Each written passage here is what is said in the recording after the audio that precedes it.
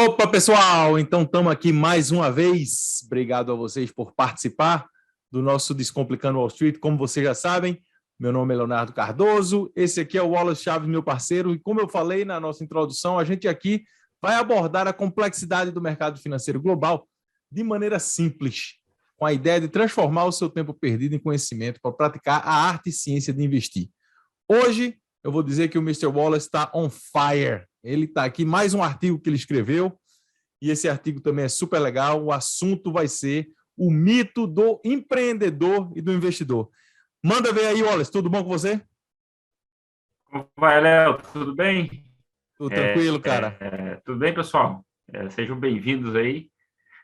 Obrigado aí para todos que vão passar uma parte do dia ouvindo a gente aí. Espero poder acrescentar e a gente poder, né, trocar um papo aí para poder trazer conhecimento e relevante para o pessoal aí, Léo. É isso aí. E Transformar os então, Léo, momentos chatos das pessoas aí no caminho para casa, né, de casa para o trabalho, é né, isso para aí. ver se a gente consegue adicionar algo, botar um pouquinho aí desse conhecimento internacional. Fala aí, Wallace, um pouquinho dessa ideia do artigo, que eu gostei bastante, o mito, né, do investidor e do empreendedor. Então, Léo, a gente fala para o pessoal aqui, primeiramente, também, para curtir o canal, né, no YouTube e Sim, acompanhar nosso podcast aí nas plataformas e compartilhar aí com o pessoal, com quem a pessoa vê que tem, que acha que é interessante, se acha que é interessante, curtir o canal aí e compartilhar com os amigos, família, quem que achar que é interessante. Então, Léo, importante. hoje nós vamos falar sobre os mitos, né, o mito do empreendedor e o mito do investidor. Então, primeiramente, eu queria te fazer uma pergunta.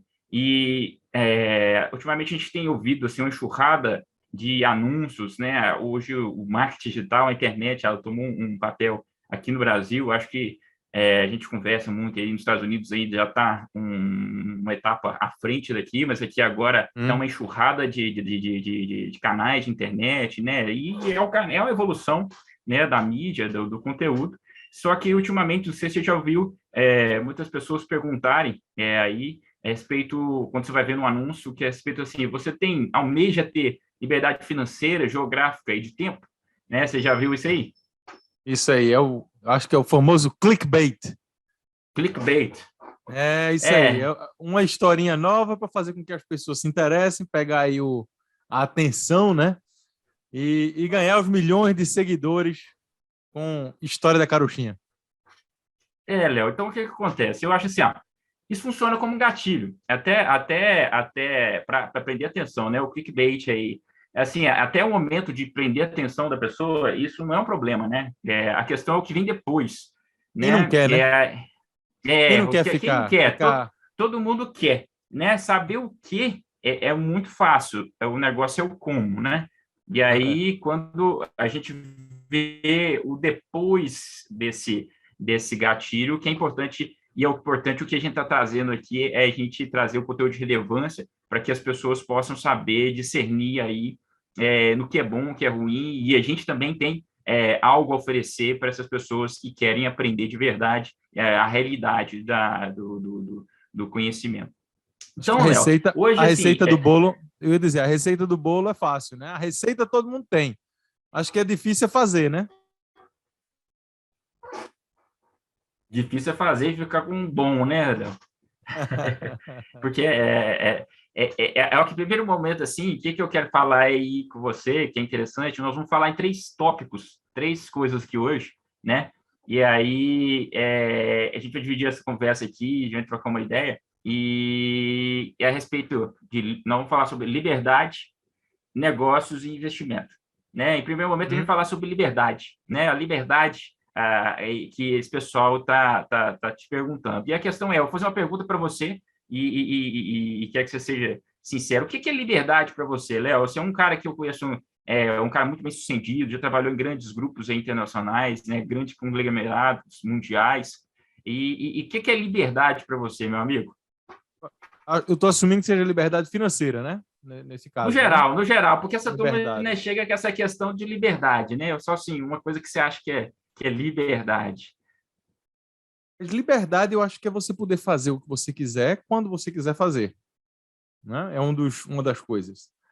A outra coisa é poder passar tempo fazendo, né, passar tempo com a sua família, passar tempo com as coisas que dão prazer na vida, sem se preocupar no orçamento. Uma das coisas que eu falo ainda até hoje, e objetivo é: eu não quero ter orçamento, eu quero não fazer as coisas, não é porque você não tem dinheiro para fazer, mas é porque eu tenho algo mais importante, algum lugar mais importante para estar, algum evento mais relevante do que aquilo ali.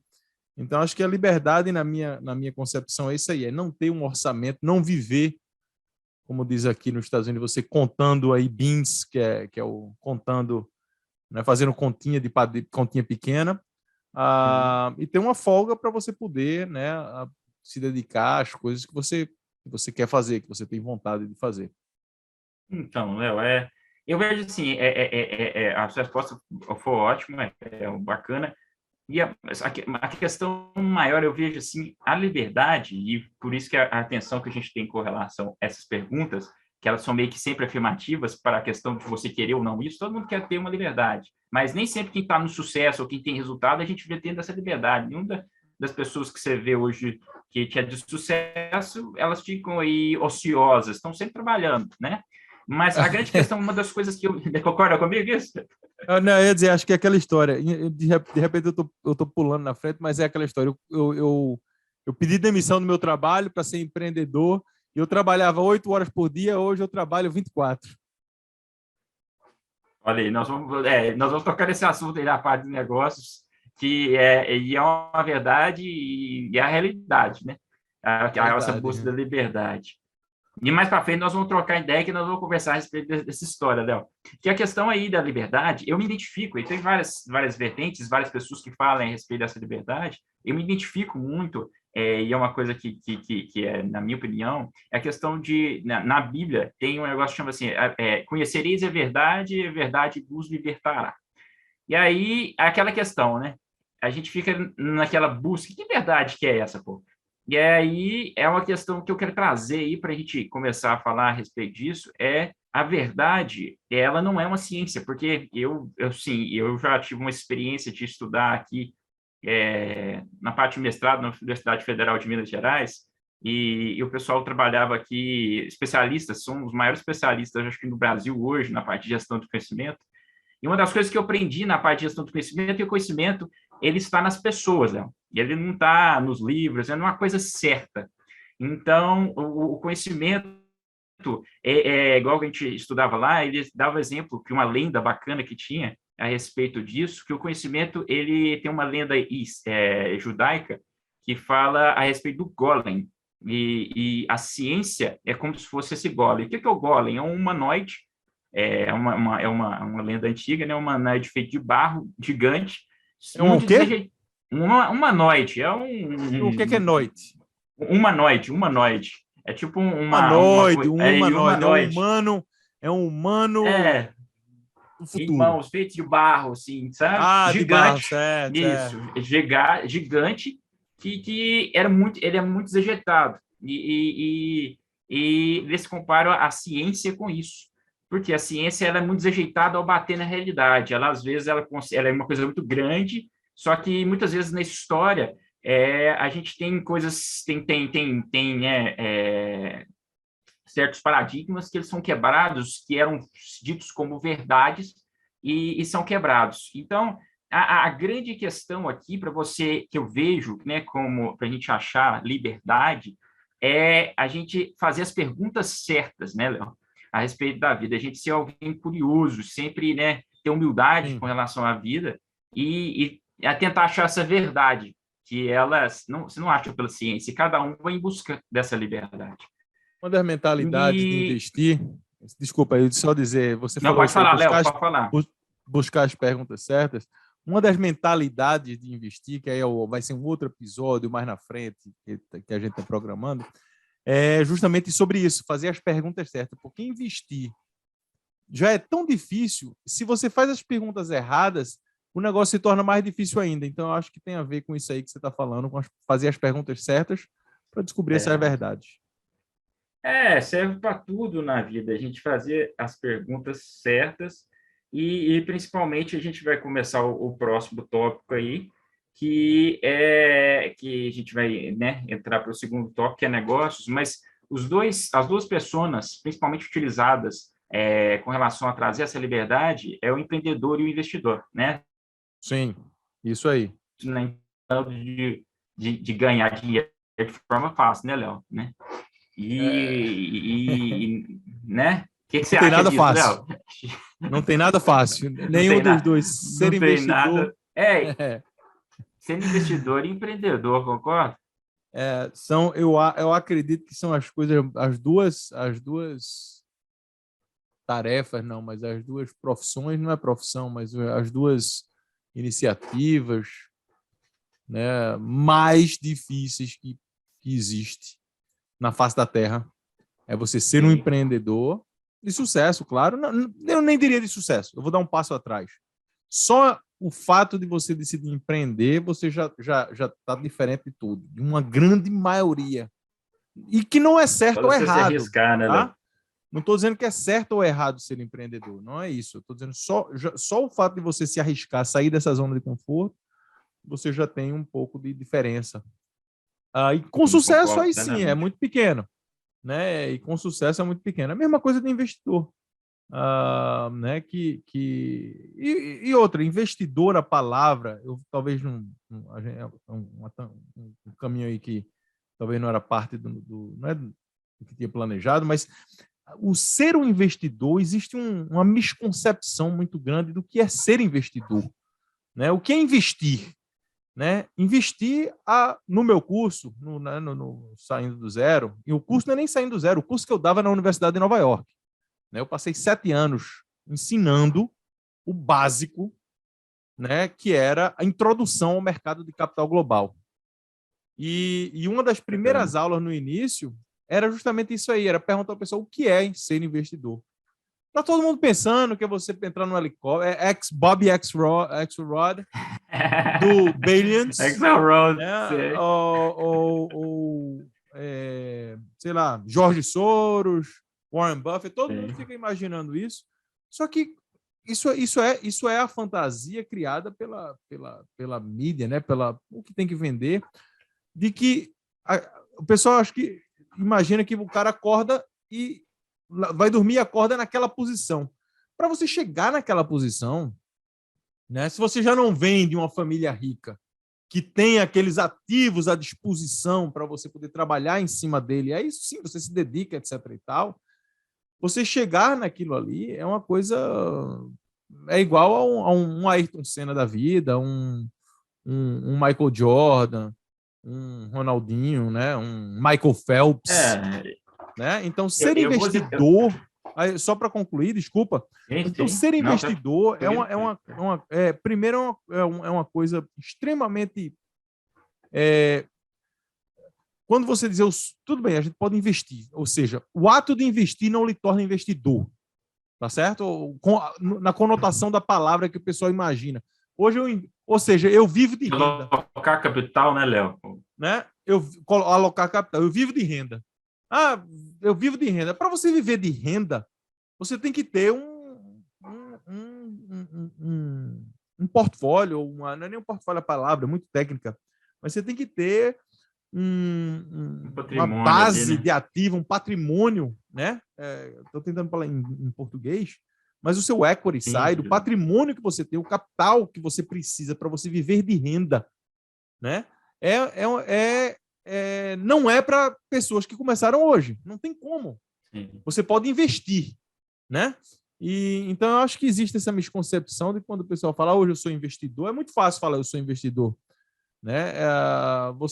Para você viver da sua renda de dividendos e renda passiva, que o pessoal fala, né? Como se fosse uma coisa que amanhã você começa, você só precisa de 10 milhões de dólares para ganhar 1% ao ano, e aí você é investidor.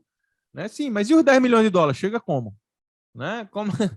Quem é que, né? Ou aquele pessoal que, né? Você dividendo de 3% da Petrobras, ou seja lá qual for, né? Você 3% ao ano, 4% ao ano.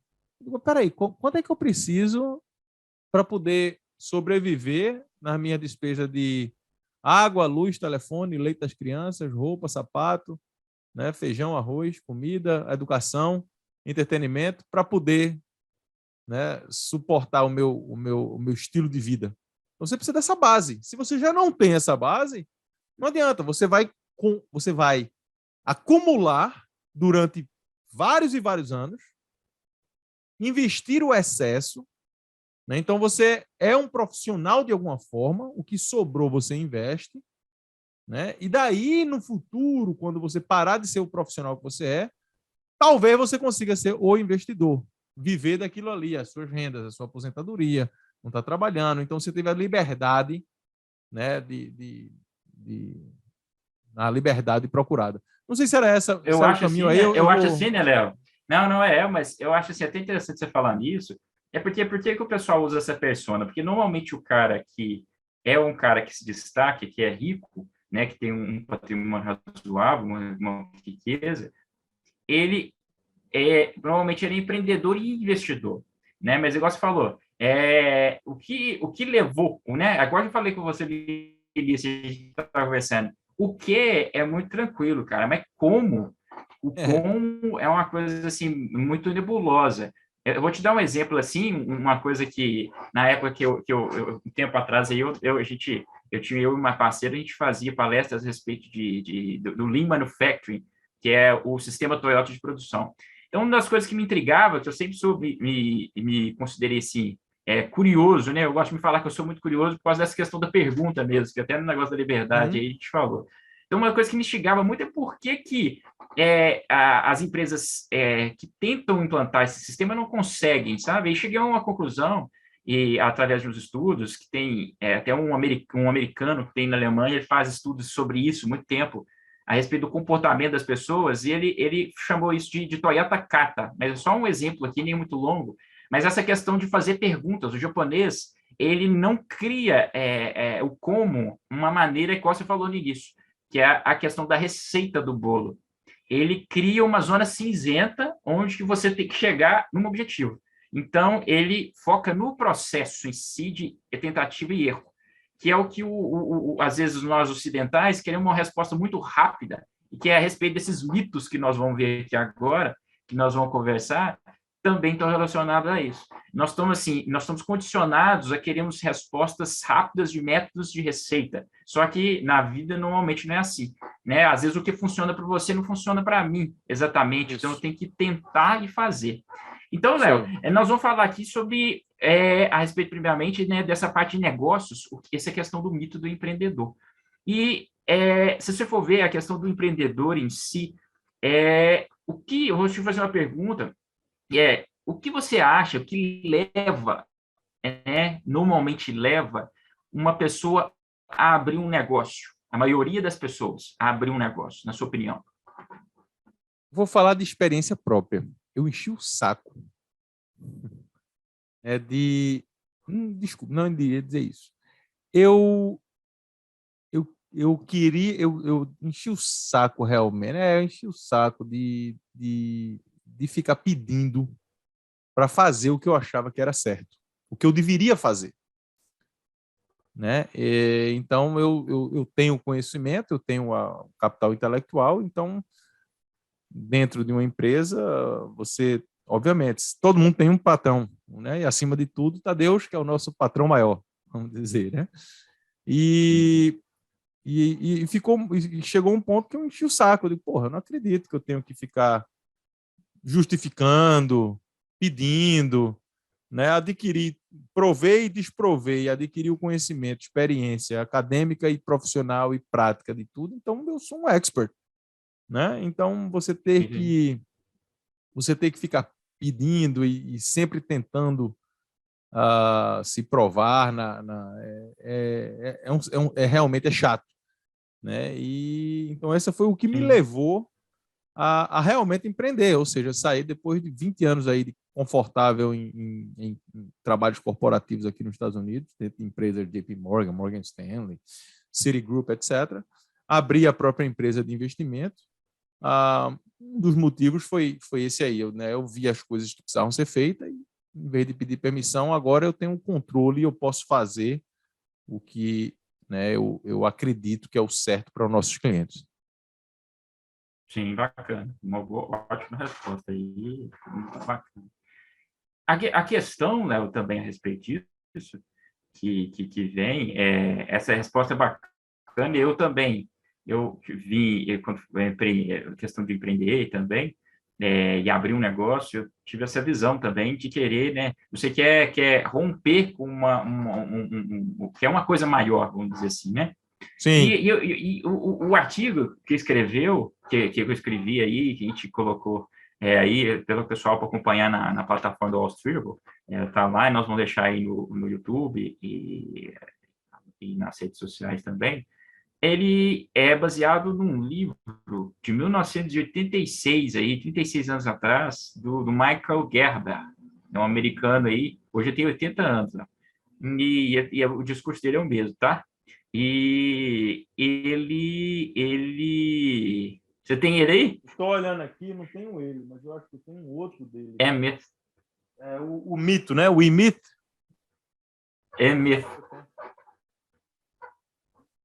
Vai ficar para outra hora. Depois a gente faz a Não, foto com mas ele. tranquilo. Agora que eu lembrei, eu tenho o E-Myth, que é um outro É dele. mesmo. Isso aí. Cara, e o que esse cara fala? Ele fala o seguinte, que a maioria das pessoas que abrem empresa hoje, e a questão Hoje da não, né? estatística... Naquela época já, né? Naquela época já, né? Naquela época até o número Naquela era época pior, não. tá? Sempre, né? Eu acho que sempre. Isso aí é sempre... isso está presente, né, nas pessoas que decidem fazer isso, né? Por que acontece? A questão maior, o que é interessante falar, a gente conversar a respeito disso, é que as empresas até 5 anos, 10 anos depois de abertas, no Brasil hoje, por volta de 70% das empresas que são abertas se fecham antes de 10 anos. E no livro dele, acho que é um pouco menos atual, mas ele fala que nos Estados Unidos 80% das empresas fecham antes dos 5 anos. E aí, a pesquisa dele em cima disso, e a grande pergunta, a indagação dele, foi por que disso? Ele fala que as empresas, elas são um reflexo das pessoas que as abriram, certo? E aí, é interessante que ele fala que a maioria das empresas que são abertas, elas não são abertas por empreendedores. E é isso que você falou, nem todo mundo é Ayrton Senna, nem todo mundo é o Warren Buffett, nem todo mundo é o Ray Dalio, né? Então, assim, nem todo mundo é o dono da Amazon, né? E aí, o que acontece? A questão de estatística que ele viu, que as pessoas têm entre pessoas, é que 70% das pessoas são técnicas, 20% são administradoras e 10% são empreendedoras. E são perfis profissionais, são papéis profissionais das Sonho dentro da empresa. para chegar dentro de uma empresa profissional, na vida profissional, é aquilo que você falou, é o que leva o cara a ganhar uma grana, né, ganhar o dinheiro para poder começar a investir, vamos colocar assim. Então, ele coloca nesses três perfis, o técnico, o administrador e o empreendedor. Então, o empreendedor é a minoria, tá? E é esse o motivo que ele fala dos problemas com relação a essas empresas não permanecerem. E aí ele dá esses três perfis. O técnico é aquele cara que sabe muito bem fazer o trabalho. Desculpa, eu com a mão na frente aqui. É o cara que sabe fazer muito bem o trabalho. Pode falar, Léo? Não, eu estava levantando a mão porque eu conheço isso e é uma das minhas lutas diárias no trabalho, na função de empreender, né? É identificar, ser mais empreendedor e menos técnico. Isso aí, cara. Então, e é essa questão que ele pega nesse assunto. Então, o que acontece? Essas três visões, assim, só para dando para os ouvintes aí um resumo rápido, para a gente não ser muito longo, o técnico é o cara que executa o trabalho e sabe muito bem da técnica daquilo ali. O cara tem paixão em fazer, Léo. Ele acha que fazer, se tiver que fazer bem feito, tem que fazer ele mesmo, certo? Ele é um cara individualista e é um cara que vê problema no administrador e no empreendedor. Então, esse cara vê problema desses dois e ele humaniza um pouco o trabalho, ele organiza mais o trabalho. O administrador é um cara que ele é voltado para a ordem, ele é muito organizado, é um cara que é bom para supervisão e ele sempre reclama, é um cara muito reclamão e ele vê como obstáculo o técnico e o empreendedor. Esses caras, por quê? Ele gosta de manter o status quo. para quem é empreendedor, na verdade a palavra empreendedor não, mas quem abre um negócio, sabe que esses papéis, eles entram em conflito mesmo quando você abre um negócio. Você já viu isso aí, né, Léo? Você falou aí que esses papéis... Eu vivo todos os dias essas três personas na minha cabeça, um conversando com o outro e brigando, tá entendendo? É uma briga uma diária. confusão, né? Eu tenho uma vez por semana uma reunião com os três, tomando algum drink, alguma coisa, para chegar a uma conclusão e dizer, pessoal, vocês três estão me dando problema, por favor, né? Mas é isso aí, né? É isso aí. E eu até arrisco dizer que, na maioria das pessoas, temos mais o técnico e o administrador do que o empreendedor. Não, é isso que ele falou. Mais de 80% das pessoas estão nisso aí. E como ele fala que a empresa é um reflexo das pessoas, não tem como você mudar essa estatística. E essa aqui é a questão que nós vamos chegar. E agora eu vou chegar no empreendedor, que é o terceiro cara aí. Sim. O empreendedor, o que ele faz? Ele é o cara que ele para achar as oportunidades de forma rápida, e é um cara que ele tem necessidade de inovação e mudanças. E aí que nós vemos, tem esses três perfis. E aí a gente vê a situação seguinte: o cara que abre uma empresa, que a maioria das pessoas que acontece, que é o cara que é técnico, porque ele é 70% das pessoas, a questão dele saber fazer o trabalho, ele vem aí com uma desvantagem para ele. Por quê? O que acontece? Como eu vi que eu falei no início, o técnico vê o administrador e o empreendedor como um problema. Então, quando ele abre um negócio com a motivação de ficar livre desses dois, que é do chefe e do dono. E aí ele abre o negócio. E aí, que essa questão que ele não chama essas empresas de empreendedor, ele não fala que esse pessoal que não é empreendedor, que é o cara que trabalha sozinho, que é ele sozinho e ele não está formando uma empresa. E o que é a lógica disso que a gente tem que entender? O cara que é técnico... desculpa, Léo. O cara que é técnico, o que acontece com ele? Ele sabe fazer o trabalho muito bem feito, ele faz o trabalho e continua fazendo. Então, o que acontece? Ele era uma pessoa que recebia elogios do seu chefe e dos clientes. Ele sabe fazer muito bem o trabalho. E continua, quando olhar para o seu negócio, ele continua a fazer o seu trabalho muito bem. Só que ele foca em fazer. Só que nós falamos aí que quando você abre um negócio, você tem aí que comprar, você tem que vender, você tem que pagar. Só que esse cara, ele não gosta de fazer isso. Ele gosta de executar, né? E aí, o que acontece? Ele chega a um certo momento que ele começa, ao invés de quando ele queria ter, e aí que vem a questão da liberdade, Léo, ele abre um negócio para ter liberdade, que é aí que é a venda desses mitos aí que tem que tomar cuidado. Abre um negócio para ter uma liberdade.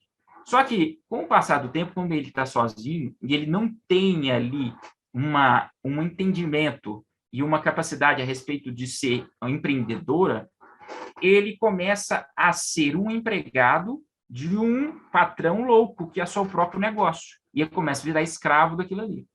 E é o que acontece com quase 80% das empresas, que, na opinião de Gerber, tá? E ele, estudos dele aí, e é um dos caras que é verdade. Eu vivo isso, cara, todos os dias. Eu não estou brincando, não. Para os ouvintes achar que é brincadeira, não estou brincando, não. Existe essas três pessoas na minha cabeça. Todas as noites eu boto a cabeça no travesseiro e eu tenho esses conflitos, essas conversas. Isso é verdade. Eu estou aqui falando como é realmente. Não, eu também, sou como técnico, empreendedor, tive isso aí. Né? Eu sou técnico, eu sei fazer. Né? Eu sei, não tenho problema em ser administrador, porque eu sou organizado, eu venho de um passado militar.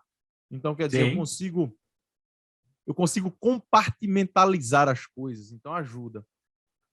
E eu acho que eu tenho, e aí eu venho de uma certa inovação, eu acredito ter um pouco, temos que ter um pouquinho de todos, mais do que um do que o outro, né? Mais de cada personalidade. Então, na parte do empreendedor, eu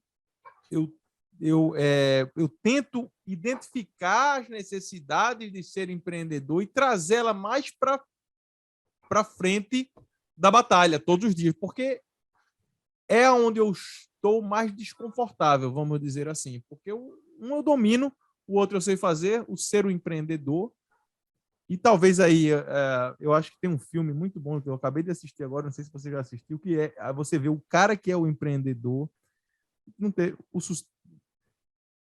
vamos definir sucesso, um cara que chegou em multibilhões de dólares e surfou na onda e depois essa onda caiu.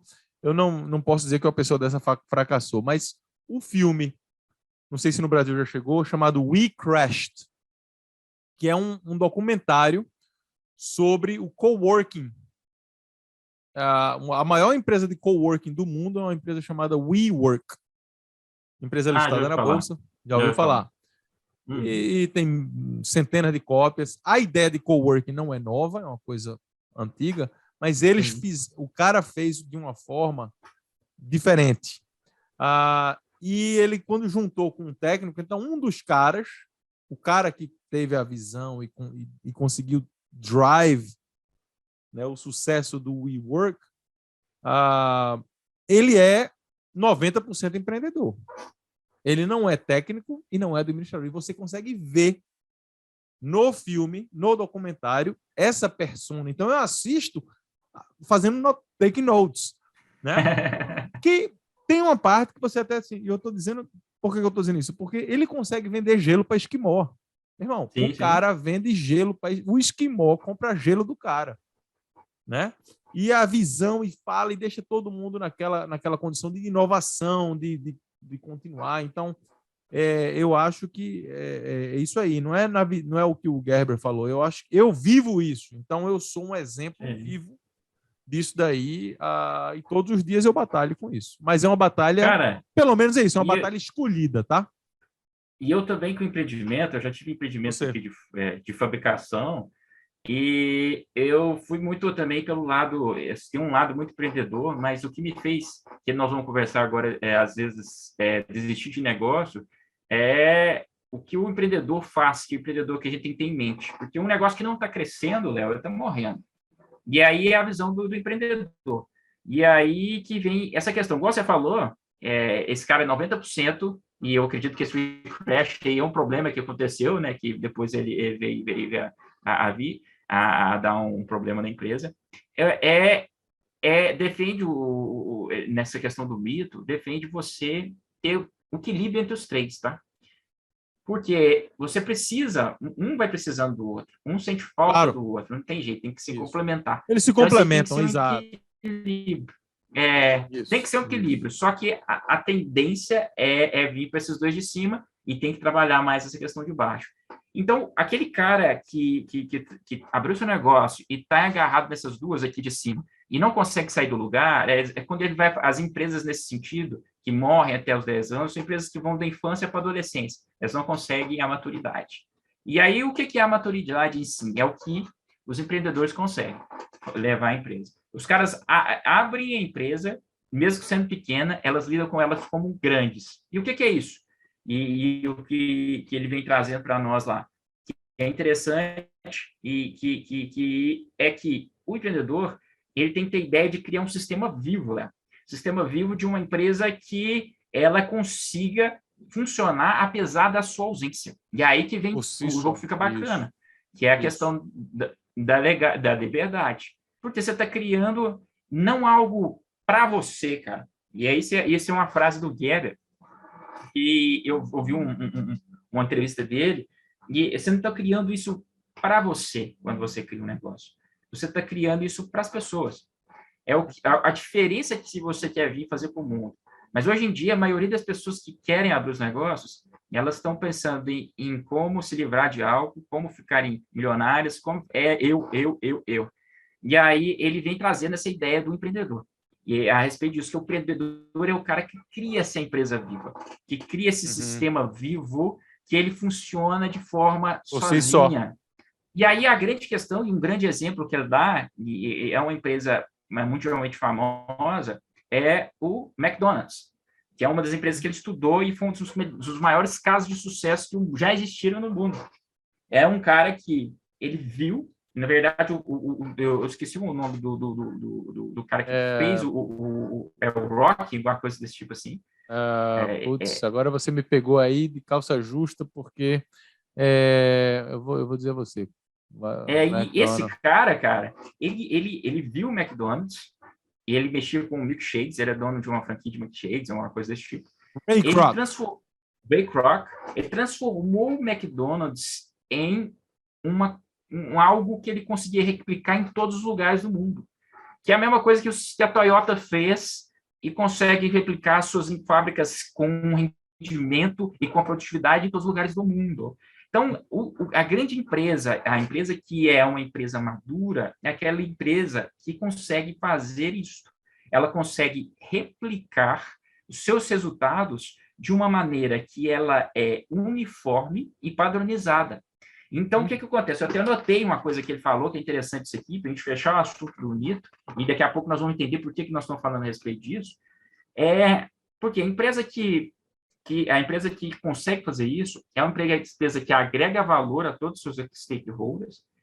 Ela tem uma mão de obra, ela consegue fazer um trabalho de um sistema com uma mão de obra menos capaz, então você não precisa de uma mão de obra muito especializada, porque você cria um sistema que você não fica dependente das pessoas que estão ali. Não quer dizer que você precisa de uma pessoa para crescer, mas você não precisa de uma mão de obra especializada para aquilo ali. Se tiver um turnover, você consegue treinar e o sistema continua. Eu tenho o processo, aí você precisa só colocar uma pessoa que esteja com o coração batendo ali para empurrar, continuar naquele processo. Vontade de fazer. Então, aí tem documentações, procedimentos, uma empresa que ela tem ordem, e uma empresa que tem resultados uniformes, previsíveis, e tem padrão de cores, marketing e tudo mais. Então, é uma empresa que ela consegue ser replicada. E todos os empreendedores têm que buscar esse tipo de empresa. E segundo os estudos dele, e tudo que faz, hoje ele tem 80 anos, Marco, e ele falou o seguinte, que é algo que é a questão de como fazer isso, que é o grande segredo do empreendedor, é criar um sistema vivo.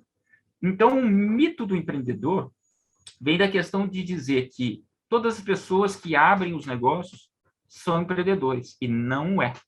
Empreendedores são poucos, são aqueles que criam negócios que se replicam. Lembra-se do McDonald's.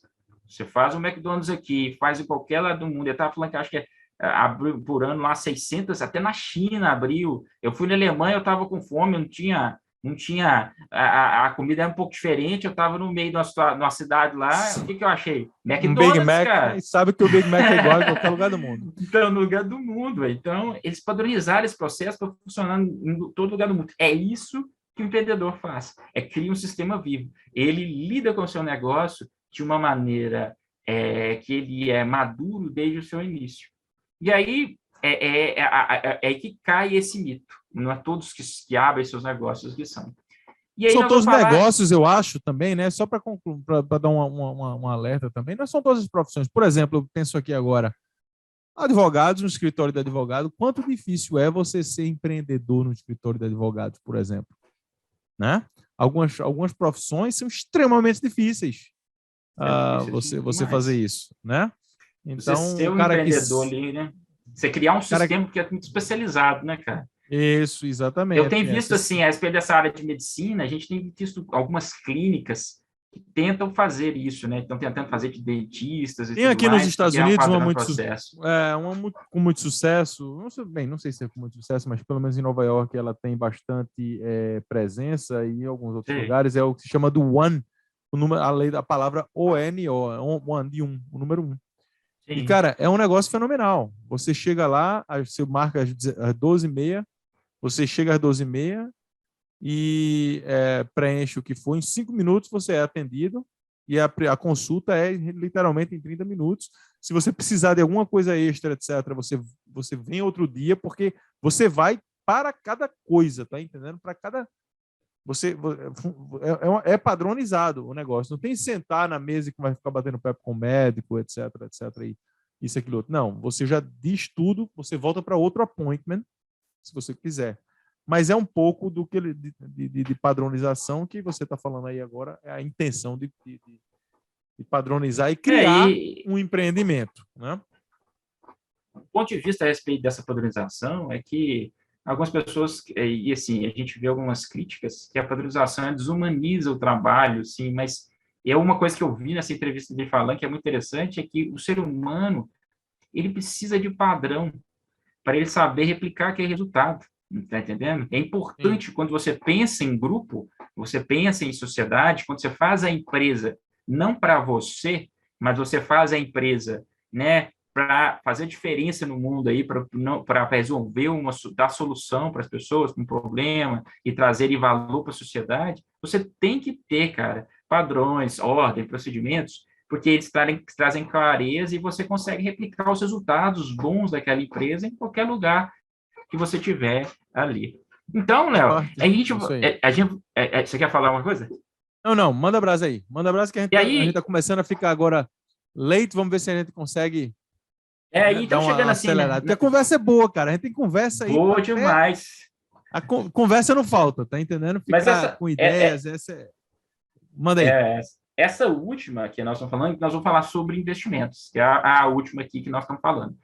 E é a questão de o mito do investidor, que veio dessa questão de trazer essa ideia do mito do investidor. Mas o que é isso? Quando a gente vai ver o livro do Benjamin Graham, que até você mesmo lá no Instagram eu já vi que você já indicou isso como uma bíblia ali para a pessoa que quer aprender e tudo mais, Esse que, está na mão. né, Esse está na mão aqui. esse está na mão, né?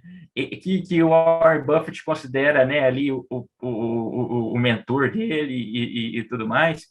Ele fala também a respeito do investidor ali, do cara que aloca capital. Olha ele aí, investidor inteligente.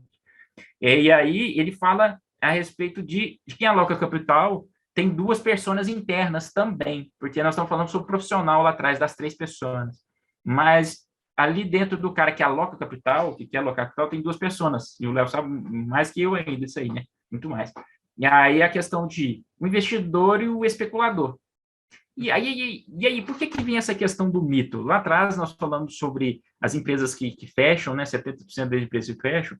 A Fundação Getúlio Vargas fez um estudo sobre day traders no Brasil de 2012 a 2017, Léo.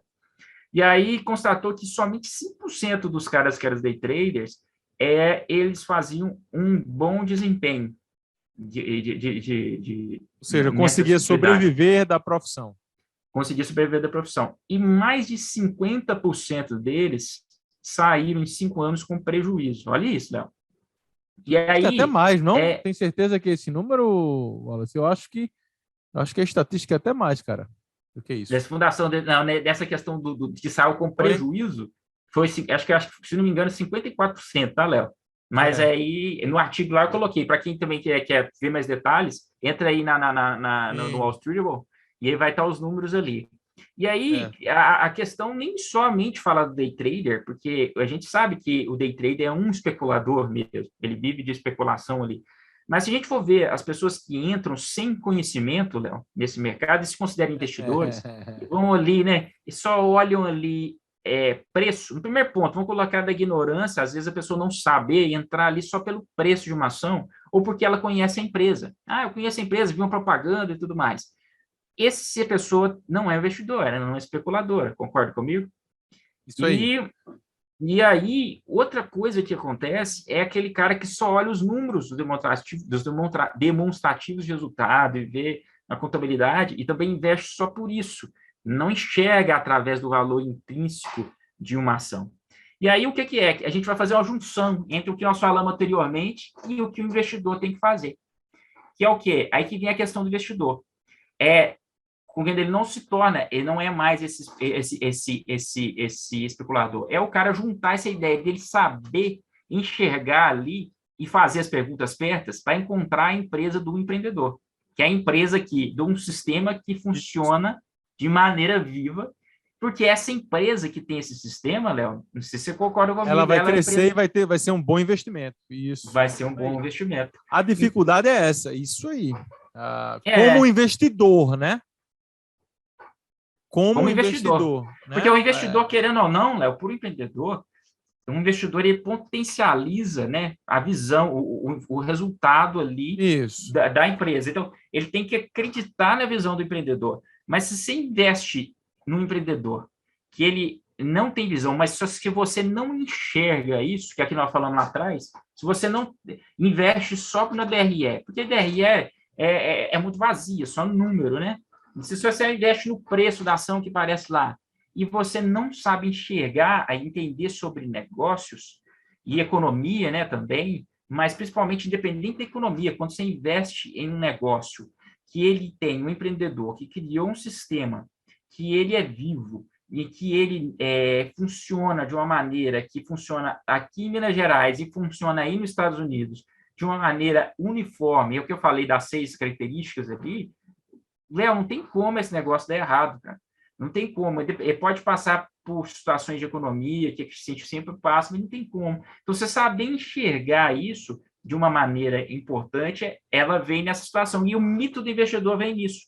Por quê? A gente tem duas coisas que nós estamos falando aqui, que nós falamos no início, que é que depois que te oferecer o gatilho, que foi a pergunta das liberdades, é você entender que você precisa observar essas duas coisas, que o ser empreendedor, a estatística está contra você, e ser investidor também. Se você não tiver conhecimento, você não chega à liberdade que você quer, que é as perguntas certas. Se você não fizer as perguntas certas, que aqui eu falei da liberdade no início, se você não fizer as perguntas certas para você chegar à verdade, que é aquilo que eu falei que faz sentido para mim, você nunca vai chegar naquele resultado, porque não é fácil, não é algo fácil, é isso que nós falamos, né, Léo? E aí, assim, concluindo aí, chegando, eu quero saber a sua opinião também nesse final aí, a respeito dessa questão, a gente abrir os olhos para essa questão, porque como é uma enxurrada de informação hoje em dia, fazer essas perguntas e essa triagem é muito importante, né, Léo? O que você está falando é realmente se tornar o investidor.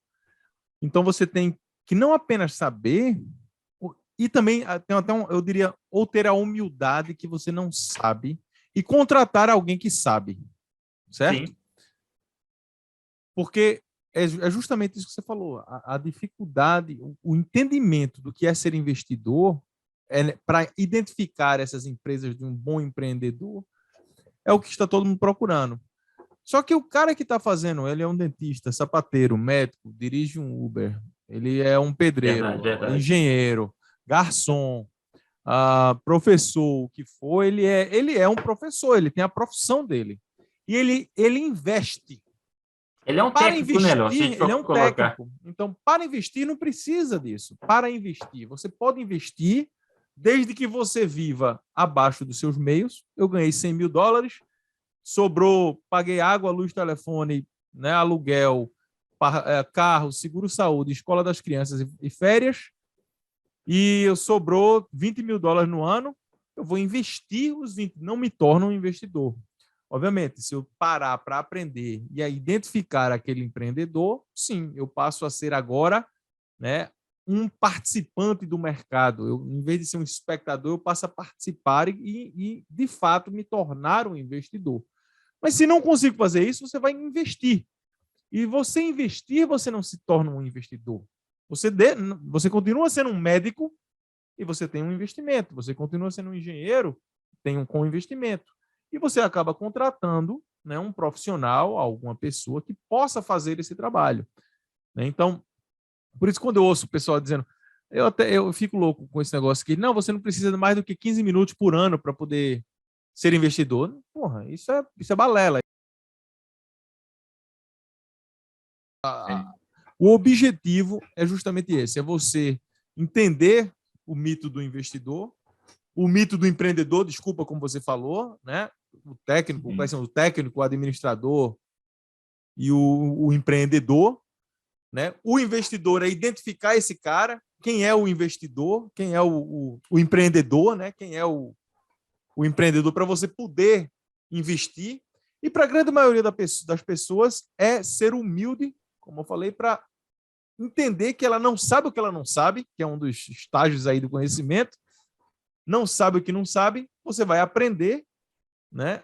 Ou contratar alguém para lhe ajudar nesse processo. Aos poucos você vai se tornando um investidor, na medida em que você vai acumulando capital. Isso é até para uma outra conversa.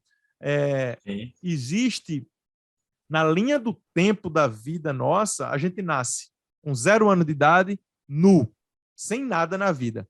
Conhecimento e saúde, né, tecnicamente, com bastante saúde, você é um bebê, e adquirindo conhecimento até os mais ou menos 20 anos de idade, vamos dizer. Quer dizer, conhecimento a gente adquire sempre, mas a ideia é que até os seus terminar a escola e tudo mais, você vai ganhando, né, capital de inteligência. Você vai, à medida que cada dia que a gente nasce, a gente já um dia vai morrer. Nasceu, você sabe que vai morrer, né? Seja daqui a 10 anos ou daqui a 100 anos, mas quando você nasceu, você vai morrer. Se nasceu, você morre. Não tem outra, isso a gente tem certeza. Então, o seu capital humano, vamos chamar isso de capital humano, ele, à medida que você nasce, ele começa a cair. Ele vai caindo. Todos os dias o capital humano vai caindo. O capital intelectual e o capital financeiro vai aumentando. Primeiro o capital intelectual, na medida em que você adquire, trabalha, sobra, aí você tem agora o momento em que ele troca, né? Menos capital humano no futuro, quando você está ficando mais velho, etc. e tal, o capital humano vai diminuindo, e capital financeiro e intelectual continua aumentando, porque você espera que esse capital financeiro e intelectual suporte, né? Ou seja, ele passa a lhe suportar a sua vida, porque o seu capital humano tá caindo. Então, essa é aí você é quando você se torna mais investidor, quando esse seu capital financeiro e intelectual está ao ponto de você agora, poxa, agora eu sou um investidor. Eu vivo do meu investimento, da minha renda, porque eu não mais trabalho, né? Não tenho mais o capital humano suficiente para trabalhar, então agora eu vou ser um investidor.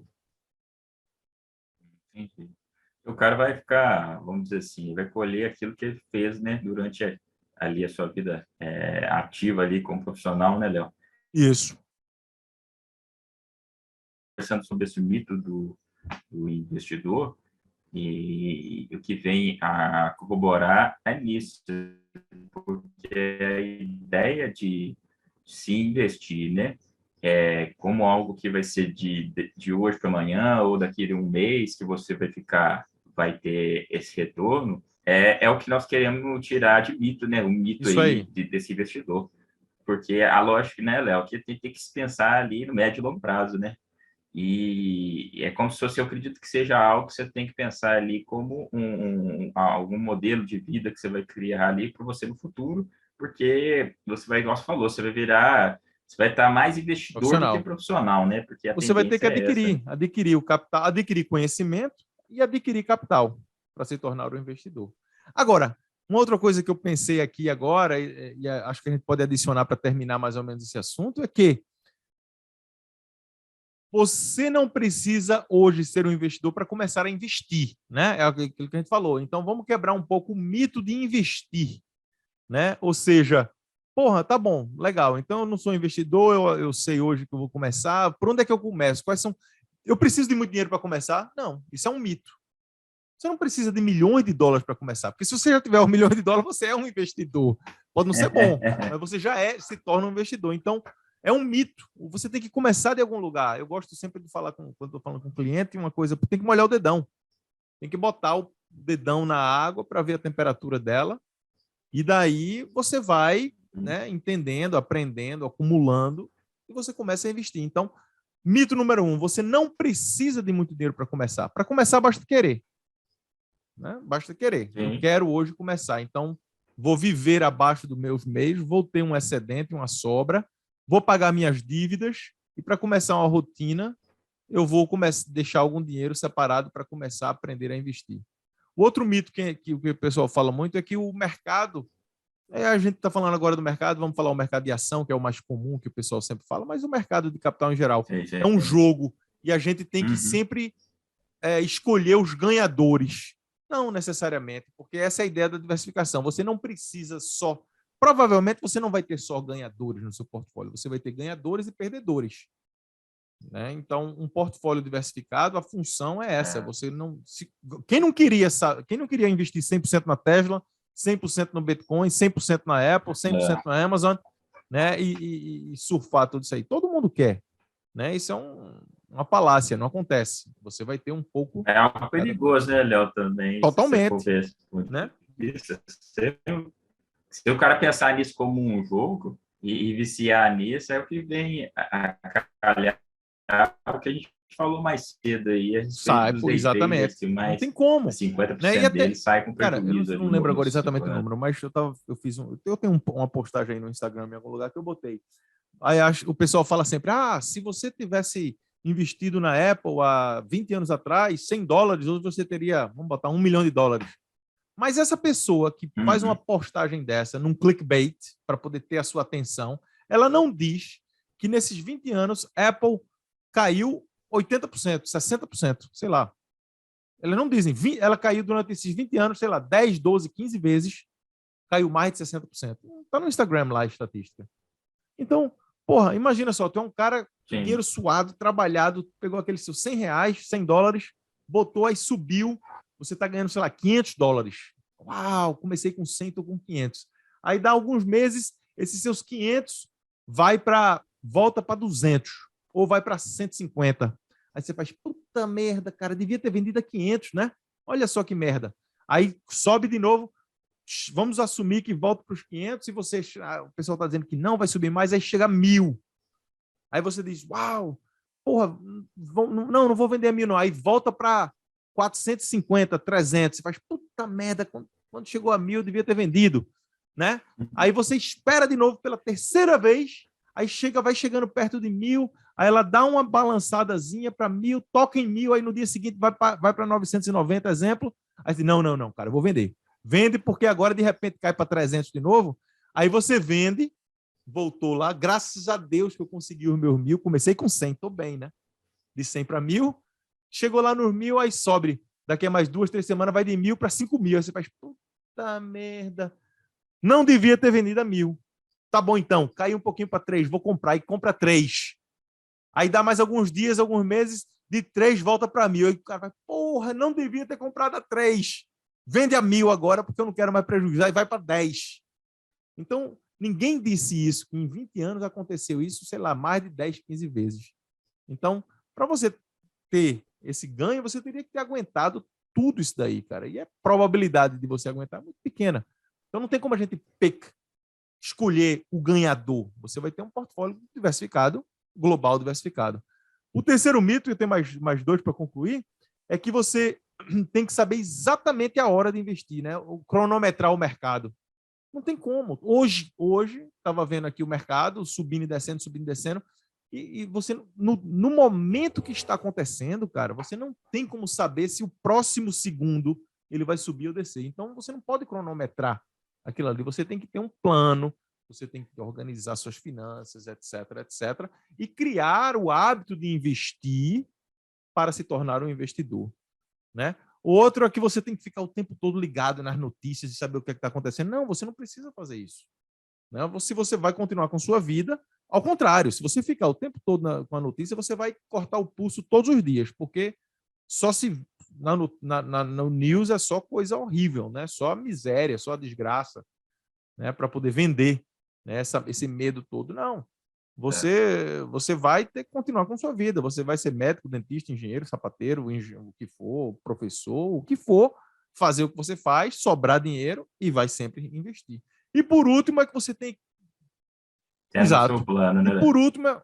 Olha, se eu Oi. falar uma coisa assim a respeito, assim, antes de finalizar, só para exemplificar, e por curiosidade, eu vi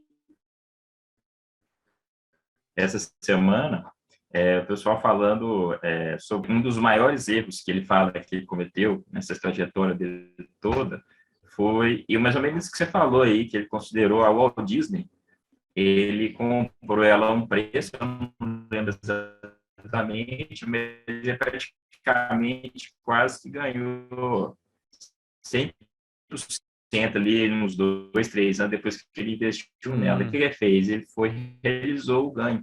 Só que ela, eu vi, é bom a gente acrescentar que ele considera um dos maiores erros que ele teve, porque depois a Walt Disney veio subir bem mais do que isso aí na história. Aí. Exatamente. Você deixar de. O investidor é aquele cara, o investidor e o investimento. Primeiro, quando você decide investir, fazer um investimento, você não precisa daquele dinheiro para amanhã.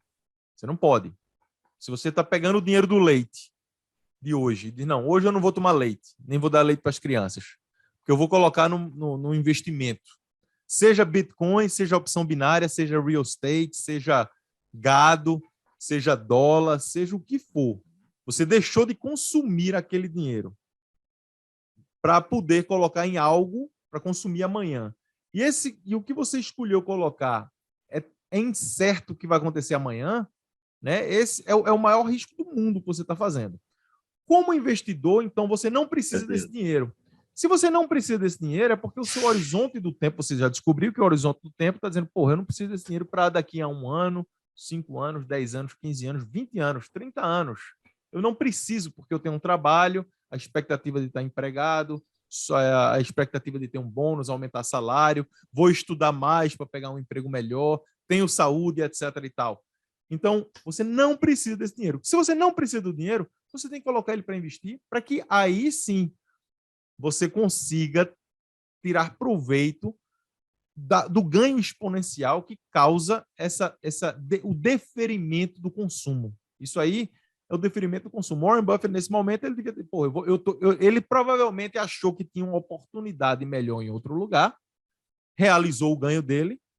Com certeza, o dinheiro não ficou parado, ele fez alguma outra coisa. Só que o custo da oportunidade dele deve ter sido, porra, se eu tivesse deixado lá na Disney, ou se eu tivesse comprado, sei lá, papel da Colgate, era melhor ter deixado na Disney. Foi o maior erro meu, porque a Disney veio a crescer e tudo mais. Então, o que faz com que você consiga ficar no jogo por mais tempo, ficar investido, vou tirar nem falar jogo, porque eu acabei de dizer que não penso como um jogo, ficar investido por mais tempo, é justamente você entender a sua necessidade de consumo. Né? Se você precisa do dinheiro para comprar um apartamento, um carro, fazer uma viagem, leite, aluguel da casa, o pagamento da hipoteca, a educação das crianças daqui a 1, 2, 3, 6 meses, esqueça esse dinheiro para investir. Ele não é um dinheiro de investimento. Você não tem como, né?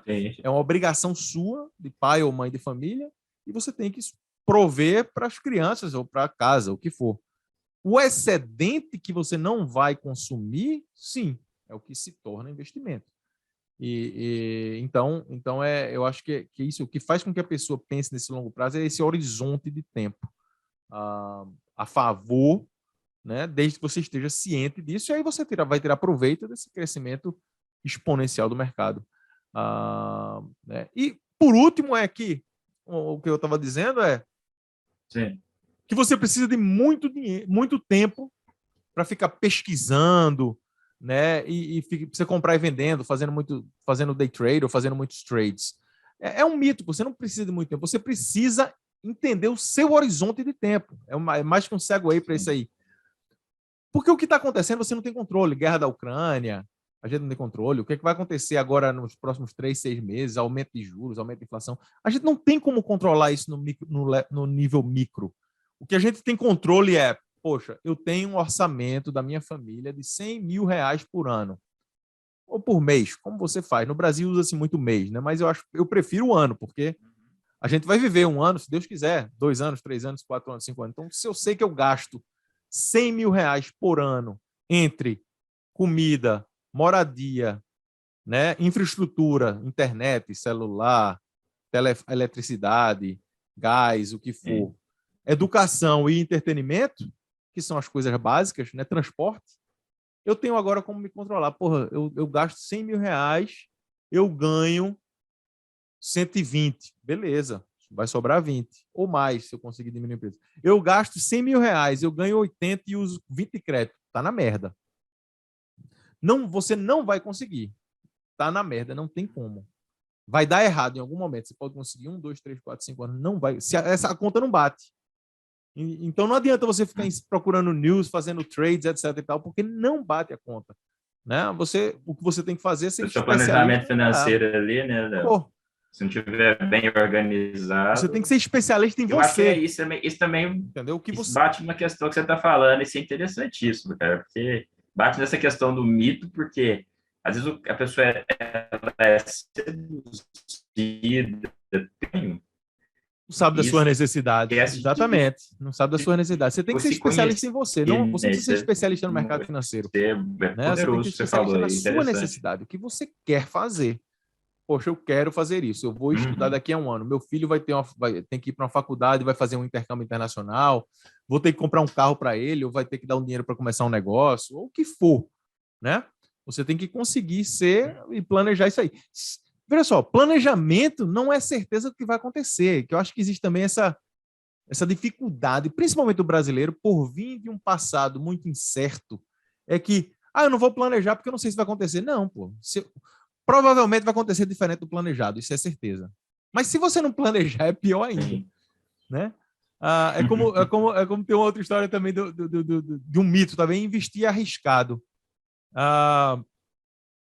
Tudo é arriscado, cara. Nascer é arriscado. A vida é arriscada. Vou te dizer uma coisa. Viver é arriscado. A gente não sai dela vivo. Tá entendendo? O risco da vida é o maior de todos. Você vai morrer. A gente vai morrer. Eu tinha um conhecido que falava assim, cada dia que você passa, você tá morrendo. Com certeza. Cada dia que você passa, você tá morrendo. Tem que ver o que você vai fazer daqui até lá, né, Léo? Mais arriscado é você não investir. Mais arriscado do que investir é você não investir, porque o futuro vai chegar, assumindo que você está vivo. E se você não consegue acumular o suficiente para um futuro, você vai estar com 80, 75 anos, 80 anos de idade, né, precisando de um suporte do governo, né, ou da família, né? Plano de aposentadoria, meus filhos e meus familiares vão me ajudar. Eu não acho que um plano de aposentadoria é muito bom, né?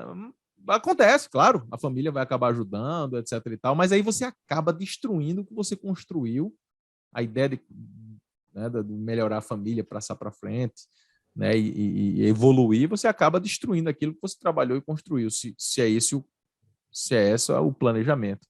E uma coisa que você está falando aí, Léo, que a gente estava conversando a respeito do relatório da Ambima, que é um raio-x do investidor brasileiro. Ali estava... A gente vai depois trazer aqui para a gente discutir também, mas estava falando, se for uma análise que eu fiz lá, que se você for ver no geral, mais de 70% dessas pessoas estão nisso aí que você falou. Ou acha que vai depender do filho, ou nunca pensou nisso, ou está pensando na aposentadoria do governo.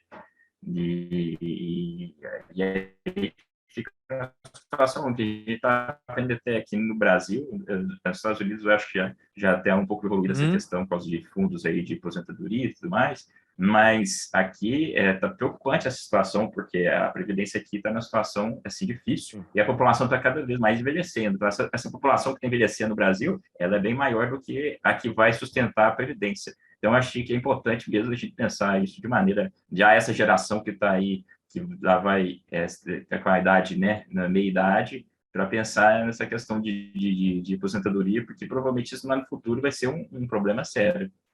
Né? Pior do mundo é o Japão, todo mundo velho, pouca gente nova, sem imigração. O país tem como mudar isso, é só aceitar a imigração, só que o japonês não aceita outra raça, né? Eu não sou muito bom nisso aí.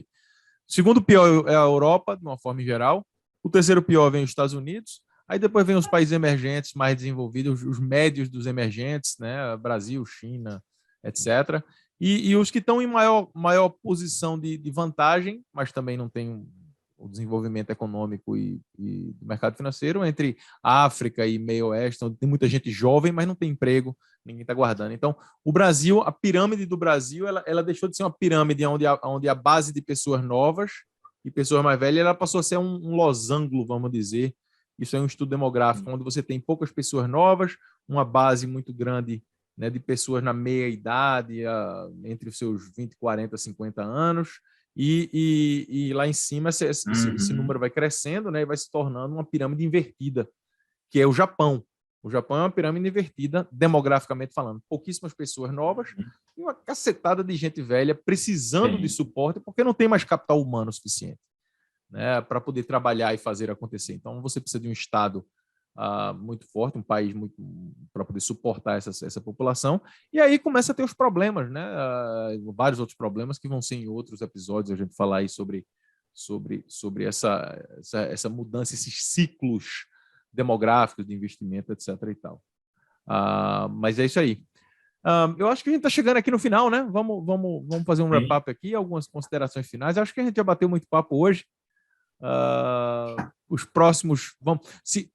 Fala para o pessoal, se tiver algum assunto, alguma coisa que vocês tenham curiosidade, queiram saber, Por favor, não perguntem se a ação da Petrobras vai subir amanhã. Aí eu não tenho como, não vou responder, né? Qual é a ação para comprar para a semana que vem? Também não tem, porque se eu soubesse, eu jogava na loto e aí a gente, né, fazia uma festa em conjunto. Então, isso aí não tem como a gente responder. A gente pode dar probabilidade, estatísticas, o que é que acha, etc. e tal. Mas qual é a ação que vai subir, qual é a ação que vai cair? Nem eu, nem ninguém vai ter certeza, não tá? Não sou eu. Eu prefiro não entrar nesse jogo. Mas se tiver algum assunto, alguma coisa de interesse, como fazer sobre o mercado de investimento, empreendimento, porque eles estão bem ligados, manda aí no nosso chat, né? Nos sigam aí nas redes sociais. Wallace, bota o comentário aqui aí embaixo do YouTube. Bota o sininho, né? Assina. O Wallace disse no começo, eu esqueci. Inscrito, né? Bota o sininho aí para avisar quando tem postagem nova. E até a próxima, né? Wallace, alguma considerações finais aí?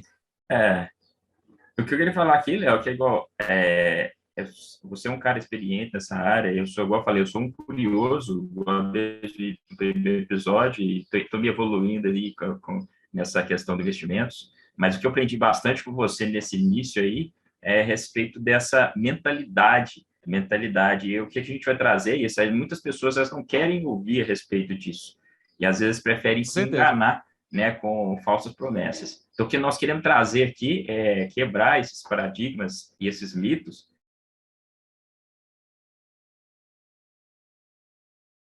Um pouco legal, a gente sem fundamento, a gente é financeiro, trabalhou nos maiores bancos aí mundiais, e a conversa nossa aqui é para trazer essa mentalidade do investidor para que possa, né, botar os pés no chão aí e saber entender sua realidade. Você falou, eu acho que é muito bacana a gente repetir aqui no final, aprender a conhecer si mesmo, né, conhecer quais são os seus gastos, o seu planejamento, para depois querer galgar outros voos. Porque se você não se conhecer e começar a querer investir em várias coisas, daqui a pouco você vai nadar e morrer de braçada na praia aí e não vai adiantar nada. E que o pessoal, reforçando aí o pessoal para dar um like aí, acompanhar a gente nas redes sociais, vou deixar aqui embaixo, a gente vai deixar embaixo aí nossas redes sociais, Instagram, o nosso podcast também, para quem não tiver no YouTube, ouvir. E a gente está sempre aqui toda semana, toda segunda-feira, aí às 5 horas, aí, para o pessoal acompanhar a gente aí. Um abraço aí a todos, muito obrigado pela atenção. Wallace, antes de terminar, você me lembrou uma coisa, eu sei que você falou as considerações finais. Eu pensei, eu vou lançar um desafio aqui agora. A gente comentou, mas eu vou aproveitar talvez a oportunidade que você falou isso, para lançar o seguinte, a intenção, o que é que você acha de a gente agora? O Wallace vai ser o porquinho da Guiné aqui. Ele vai. O que eu quero lançar para ele é o seguinte: eu vou pegar e fazer um curso para o Wallace individual. E a gente aqui vai dar para vocês o que o Wallace está aprendendo, o que eu estou aprendendo também com ele, porque não é esporte coletivo. Com cada pessoa eu também aprendo. Com você é uma perspectiva diferente e a gente junta. Não sou eu, não sou você, não. Eu também tenho a absorver. Mas o que você acha da gente lançar aqui isso aí, fazer um compromisso aí com as pessoas e ter aí algumas coisas o que é o Descomplicando? Eu estava pensando aí nesses momentos aí, cada vez pensando, o que é o Descomplicando? Cara, a gente pode começar com coisa tipo, vamos começar do zero, o que é uma ação, o que é um bond, o que é investir, o que é pensar por si próprio, e aulinhas aí pequenas de 10, 5 minutos, 15 minutos de conceitos básicos, juntando, você vai dando a sua perspectiva, e aí depois a gente tem aí pronto para o pessoal esse aprendizado, essa jornada, e você sendo essa pessoa protagonista disso daí, que está recebendo isso aí e fazendo as perguntas necessárias. O que você acha? Será que eu acho que é uma boa, né? Eu acho. Topa o desafio? Bacana.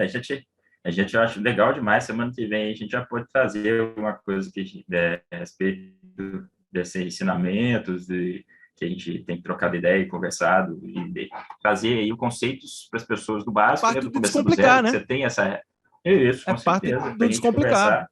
Coisas pequenas. E querendo ou não, a mentalidade é o início, né? Isso que você hoje foi uma aula, né? Também a respeito da mentalidade do investidor e começar a investir, ele precisa primeiro criar um mindset para isso, né? Para depois ter os conceitos, porque se você aprender os conceitos e não saber como pensar, como lidar com não adianta nada. Não adianta, né, Léo? Vai saber só conceito só teoria e não adianta. Então, eu acho que é legal, cara. Eu tô à disposição aqui. Semana que vem a gente já traz alguma coisa Estamos aí agora com um compromisso ao vivo. Como novidade. Não sei o que é o porquinho da Guiné, não, mas é. O porquinho da Guiné, né? O guinea pig? É a história do guinea pig, pô. Não é o porquinho da Guiné, é aquele porquinho que ele normalmente é do laboratório, onde o pessoal usa para fazer os experimentos do laboratório. Então, a gente vai fazer um laboratório aqui de finanças e economia, onde o Wallace é a cobaia para fazer aí uma aula individual. Isso, cara, eu acho que é individual. E a gente vai pegar essa informação aqui, tudo isso aqui, e replicar, né, e entregar para as pessoas né, essa aula individual. A gente pode fazer isso. Eu acho que tem bastante a agregar. Com certeza. Acho muito bacana, Léo. Semana que vem a gente já traz isso aí como uma pauta aí para nós. Um abraço, pessoal. É isso aí, pessoal. Obrigado a todo mundo. Um abraço. Até a próxima.